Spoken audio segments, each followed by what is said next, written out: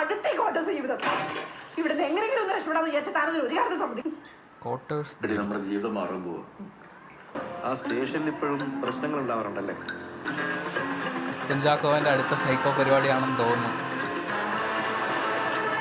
ഉന്മാദം പല്ലിയുടെ പടമൊക്കെ വെച്ചിട്ടുണ്ട്. പല്ലിയുടെ പ്രത്യേകത എന്താണ്? പല്ലിയാണ് ഇതൊക്കെ താങ്ങി നിർത്തുന്നതെന്ന് പറയുന്ന ആ ഒരു സാധനമുണ്ട്.